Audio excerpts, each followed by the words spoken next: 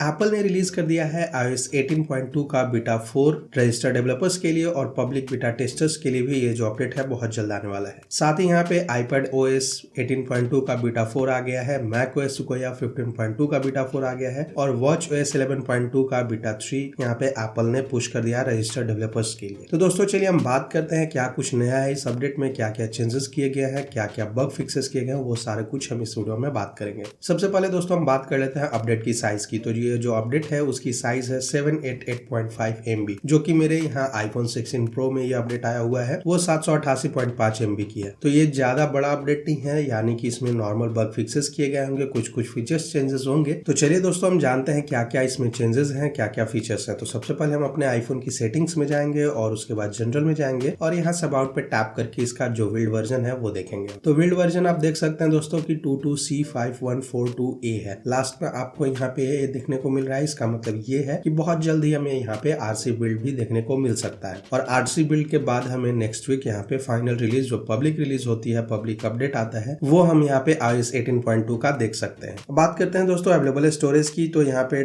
210.95 GB मेरा available storage है update के बाद। अगर वही हम बात करें अपडेट से पहले की, तो अपडेट से पहले 210.65 GB था, तो कोई यहाँ पे बड़ा अंतर देखने को नहीं मिला। मॉडेम फर्मवेयर की बात करें दोस्तों तो 1.04 हमें पहले अपडेट से पहले देखने को मिला। वहीं अपडेट करने के बाद अगर बिल्ड वर्जन की बात करें तो 1.04 देखने को मिला। तो यहाँ दोस्तों मॉडेम फर्मवेयर में हमें कोई चेंजेस देखने को नहीं मिला। इसके अलावा चलिए हम फीचर्स की बात करते हैं, क्या नया कुछ फीचर्स हमें देखने को मिला या फिर चेंज देखने को मिला। तो सबसे पहले हम अपने आईफोन की सेटिंग्स में जाएंगे और मैं आपको दिखा दूं यहाँ पे, जैसे आप स्क्रॉल करेंगे नीचे एप्स में, तो एप्स में टैप करने के बाद आपको यहाँ पे डिफॉल्ट एप्स का ऑप्शन देखने को मिल जाएगा, जो कि पहले भी था डिफॉल्ट एप्स, लेकिन यहाँ पे manage default apps on iPhone का एक ऑप्शन आपको यहाँ पे कॉन्टैक्ट्स मेन्यू देखने को मिलेगा या फिर सब मेन्यू देखने को मिलेगा। ये जो डिफॉल्ट एप्स है वो क्या करेगा, तो यहाँ पे एप्पल ने थोड़ा सा डिस्क्रिप्शन ऐड किया कि manage default apps on iPhone. अपने आईफोन में जो भी डिफॉल्ट एप्स है उसको मैनेज करने के लिए आप यहाँ पे इस सेटिंग में जा सकते हैं और उसके बाद यहाँ पे आप डिफॉल्ट एप्स वगैरह चेंज कर सकते हैं। वहीं अगर मैं बात करूँ दोस्तों पुराने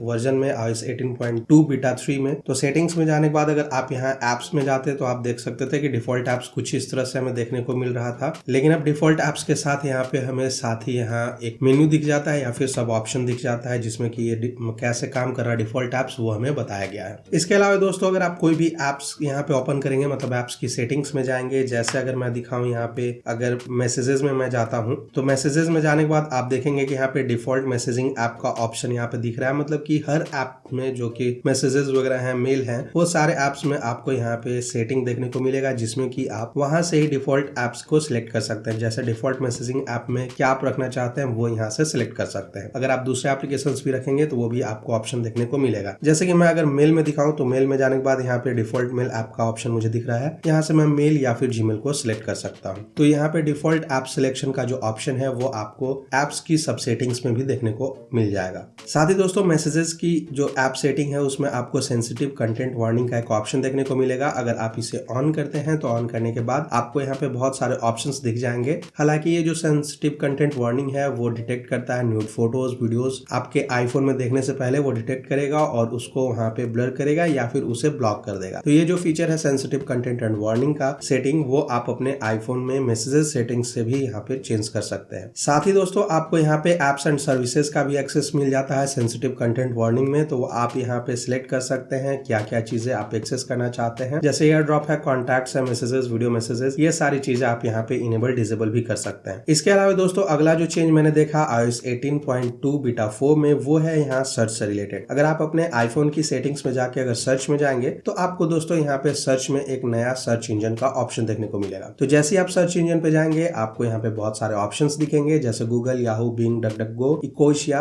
ये सारी चीजें आपको देखने को मिलेंगे। अगला जो चेंज है iOS 18.2 बीटा 4 में दोस्तों, वो है यहाँ पे नोटिफिकेशन से रिलेटेड। तो अगर आप नोटिफिकेशंस में जाते हैं और नोटिफिकेशंस में जाने के बाद अगर आप यहाँ पे एप्स में जाएंगे, जैसे कि मेल ऐप का जो नोटिफिकेशन है उसमें अगर आप चाहते हैं तो यहाँ पे कस्टमाइज नोटिफिकेशन में जाने के बाद पहले यहाँ पे दोस्तों अगर iOS 18.2 बीटा 3 की बात करें तो यहाँ पे प्राइमरी 100 मैसेजेस हमें देखने को मिलता था, लेकिन अब ये यहाँ पे चेंज होके 100 मैसेजेस इन प्राइमरी का ऑप्शन हमें यहाँ पे शो होना शुरू हो गया है। मैं आपको दिखा दूं पुराने वर्जन में कैसे ये वर्क करता था। तो यहाँ पे अगर मैं मेल में जाऊं तो आप देखेंगे यहाँ पे प्राइमरी 100 मैसेजेस था जो कि 100 मैसेजेस इन प्राइमरी हो गया। इसके साथ ही दोस्तों अगला जो चेंज मैंने देखा वो यहाँ पे है बेजेस काउंट जो था, यहाँ पे बेजेस पहले आता था लेकिन अब यहाँ पे बेजेस काउंट हो गया और साथ ही साथ आपको एक नया ग्राफिक यूआई देखने को मिलेगा यहाँ पे साथ में लोगो, और ये डेमोन्स्ट्रेट भी करेगा कि ये जो 100 मैसेजेस इन प्राइमरी है वो कैसे वर्क करेगा। वही दोस्तों अगर हम मेल ऐप की बात करें तो अगर मेल ऐप को हम यहाँ पे ओपन करते हैं अपने आईफोन में तो आप देखेंगे कि ये जो मेल है यहाँ पे इसमें जो भी आइकन्स थे कंपनी की जो लोगो थी वो यहाँ पे राउंडेड हो गया। हालांकि ये पहले iOS 18.2 बीटा 3 में जो था यहाँ पे देख सकते हैं आप कुछ इस तरह से हमें देखने को मिलता था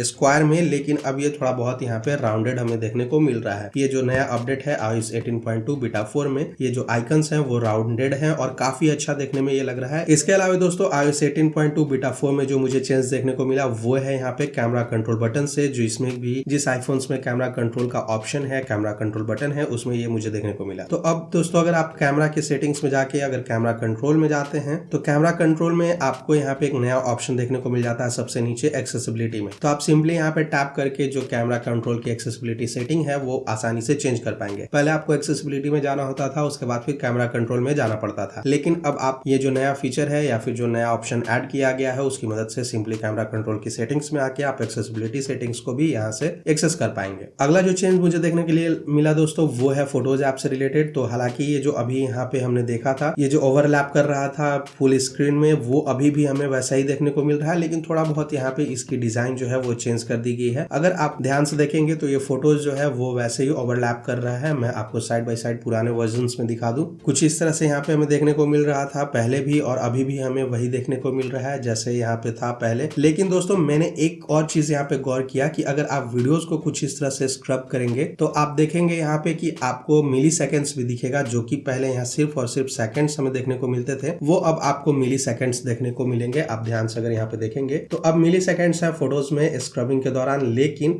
एक और चीज दोस्तों मैंने यहाँ पे गौर किया नए फोटोज ऐप मतलब फोटोज ऐप में जो नया चेंज है उसमें कि अगर आप किसी भी स्क्रीनशॉट को यहाँ पे ओपन करते हैं या फिर कोई भी टेक्स्ट जहां से आप कॉपी करते हैं, जो पहले यहाँ पे स्कैन टू टेक्स्ट का जो ऑप्शन था या फिर स्कैन का जो टॉगल था वो यहाँ पे डिलीट बटन के पीछे में आ रहा था, जो कि इसको यहाँ से प्लेस करके ऊपर कर दिया गया है। अब आप आसानी से इस पे टैप करके कहीं पे भी टेक्स्ट को कॉपी कर सकते हैं, सिलेक्ट कर सकते हैं इमेज से। लेकिन पहले यहाँ पे हमें क्या होता था कि जब भी हम टैप करते थे तो यहाँ से डिलीट होने का चांसेस बढ़ जाता था, जैसे डिलीट बटन पे टैप वो हो जाता था। इसके साथ ही दोस्तों मैंने एक और नया चीज यहाँ पे देखा एप्पल इंटेलिजेंस में, जो कि अगर आप एप्पल इंटेलिजेंस को यहाँ पे इनेबल करते हैं या इनेबल करने के बाद यहाँ पे आस्क पे अगर आप टैप करेंगे तो सबसे पहले तो मुझे ये प्रॉम्प्ट देखने को मिला कि ये जो चैट जीपीटी है वो यहाँ पे डाउनलोड हो रहा है या फिर सीरी जो है वो डाउनलोड हो रही है, और उसके बाद ही मैं यहाँ पे कैमरा कंट्रोल में यूज कर सकता हूँ। हालांकि ये पहले मेरा वर्क कर रहा था अच्छे से, लेकिन मैंने जैसे ही ओपन किया मुझे ये चीज देखने को मिला और उसके बाद यहाँ पे मेरा ये जो डाउनलोड है वो शुरू हो चुका है एप्पल इंटेलिजेंस के लिए, विजुअल इंटेलिजेंस के लिए, ताकि मैं आसानी से कुछ भी चीजों को यहाँ पे एक्सेस कर पाऊँ। इसके अलावा दोस्तों जब मेरा डाउनलोड कंप्लीट हो गया चैट जीपीटी का यहाँ पे और उसके बाद ये जो विजुअल इंटेलिजेंस है मैंने ओपन किया तो मैंने यहाँ दो चीजें गौर की। पहला है आस्किंग चैट जीपीटी, जो कि पहले दोस्तों यहाँ वर्किंग विद चैट जीपीटी का ऑप्शन आता था वो यहाँ पे चेंज होकर आस्किंग चैट जीपीटी हो गया है।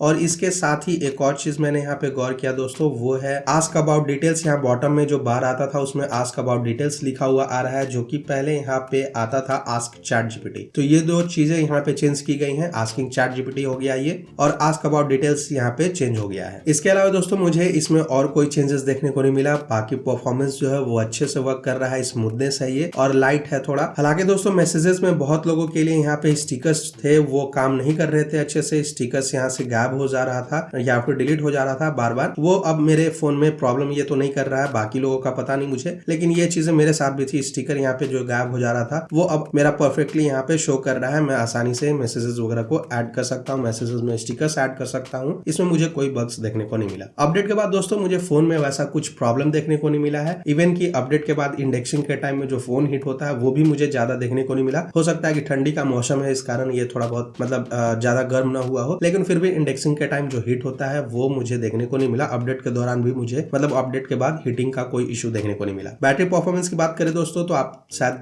देख रहे होंगे कि जो बैटरी है मेरा वो वीडियो जब मैं यहाँ पे रिकॉर्ड करना शुरू किया था उस टाइम भी 27% था और वीडियो के एंड तक भी ऑन स्क्रीन मेरा फोन का स्क्रीन ऑन था, उसके बावजूद यहाँ पे मुझे 27% ही अभी भी देखने को मिल रहा है। मतलब कि बैटरी भी है वो थोड़ा बहुत यहाँ पे बूस्ट हुई है, अच्छा परफॉर्मेंस कर रहा है और उसके अलावा कोई मुझे चेंज एक्स्ट्रा देखने को नहीं मिला। वहीं अगर बात करें परफॉर्मेंस की दोस्तों तो परफॉर्मेंस काफी अच्छा है, स्मूथ वर्क कर रहा है वहीं दोस्तों अगर हम बात करें Geekbench स्कोर की तो यहाँ पे सिंगल कोर में हमें 3439 देखने को मिला और मल्टी कोर स्कोर की बात करें तो 8327 देखने को मिला। अगर CPU हिस्ट्री में देखें दोस्तों, ये तो पहले यहाँ पे जो iOS 18.2 बीटा 3 में हमें यहाँ पे जो सिंगल कोर स्कोर था वो 3476 देखने को मिला था, लेकिन यहाँ पे 3439 देखने को मिला। मल्टी कोर की बात करें तो 8425 था और अभी 8327 देखने को मिला। तो हालांकि यहाँ पे जो स्कोर है GPU स्कोर वो तो थोड़ा यहाँ कम है, Geekbench स्कोर कम है, लेकिन परफॉर्मेंस अच्छा लगा मुझे। स्मूथनेस है, पता नहीं ये क्यों ऐसा हो रहा है। अब हम एक्सपेक्ट कर सकते हैं कि RC बिल्ड तक ये सारी चीजें अच्छी हो जाए, लेकिन स्मूथनेस मुझे ओवरऑल पूरे सिस्टम में देखने को मिला, मतलब पूरे फोन को यूज करते टाइम स्मूथनेस देखने को मिला। कहीं पे मुझे कोई लैग वगैरह वैसा फील नहीं हुआ। अब हम बात करते हैं दोस्तों कि RC बिल्ड कब आने वाला है। ये जो iOS 18.2 का बीटा है उसका RC बिल्ड कब आएगा। तो जैसे हमें यहाँ पे 20 को ये जो अपडेट है वो मिला, तो हम एक्सपेक्ट कर सकते हैं कि यहाँ पे 2 या 3 को हमें iOS 18.2 का जो RC बिल्ड है वो मिल सकता है, और उसके बाद यहाँ पे 9 तारीख को या फिर 10 तारीख को